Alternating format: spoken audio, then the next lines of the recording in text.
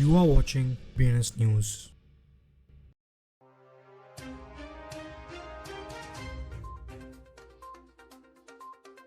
आज की headline, south Korean court ने सेप्टुआगेनारियन बिटकॉइन फ्रॉडस्टर को जेल भेजा।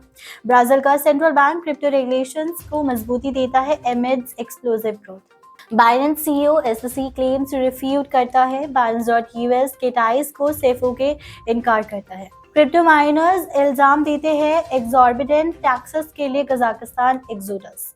CFTC ने क्रिप्टो ब्रावोस के खिलाफ लीगल एक्शन लिया। जायंट बिटकॉइन एक्सचेंज ने सिंगापुर में एक पूरी तरह से ऑथराइज लाइसेंस पाया। DuseX capital firm galaxy EXEC Tim Grant के साथ CEO के रूप में लॉन्च होता है। ZTX अपना एक्साइटिंग मेटावर्स अपडेट अनवील करता है वर्चुअल लेबर इंट्रोड्यूस करने के लिए। Web3 एशिया में स्पोर्ट्स, एंटरटेनमेंट एंड कल्चर को डिस्टर्ब कर रहे हैं ओपिनियन। कैनन अथॉरिटीज दावा करते हैं कि वर्ल्डकॉइन की एक्टिविटीज एस्पियोनेज के बराबर है। सुई TVL $36.82 मिलियन तक उछालता है। टर्बोस फाइनेंस एक्सप्लोसिव ग्रोथ में लीड करता है। जेमिनी अपने लेटेस्ट अपडेट में DCG के साथ फ्यूड में रिवाइज प्रपोजल का निर्णय लेती है। एक साउथ कोरियन कोर्ट ने 70 साल के आदमी को जेल की सजा दी है, उससे बिटकॉइन पावर्ड फ्रॉड के लिए दोषी पाते हुए।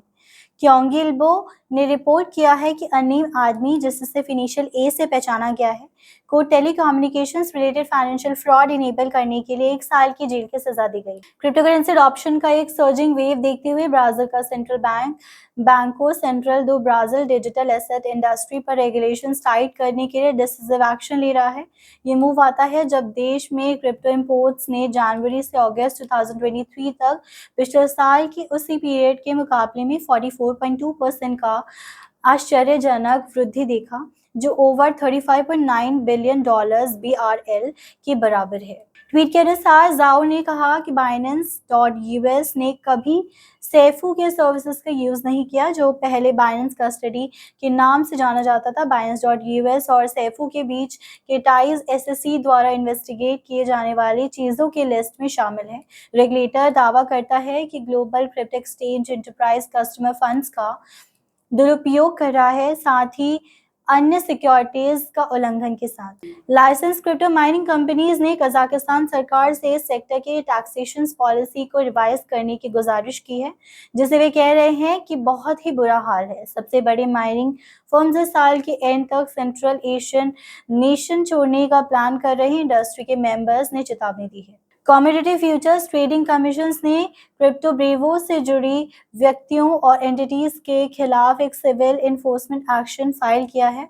यह उनके एक बड़े फ्रॉड स्कीम के आरोप लगाता है। अग्रणी क्रिप्टो करेंसी एक्सचेंज कॉइनबेस ने सिंगापुर में एक महत्वपूर्ण लाइसेंस प्राप्त किया है। मॉनेटरी अथॉरिटी ऑफ सिंगापुर ने कंपनी को एक मेजर पेमेंट्स इंस्टीट्यूशंस लाइसेंस अधिकतर कर दिया।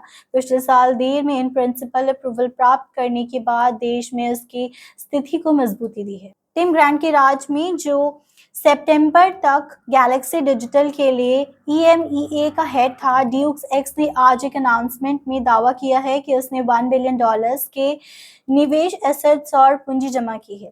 वो पैसा private equity, venture capital, venture building और फंड एलोकेशंस एसेरन में लगाया गया है। ZTX Web3 वर्चुअल यूनिवर्स के क्रिएटर्स अपने बीटा वर्जन 2 को अनवील करने वाले हैं। एक डिजिटल रील में डाइव करने के लिए तैयार हो जाओ, जहां मैनुअल लेबर एक रोमांचक और इनाम युक्त एडवेंचर बनता है।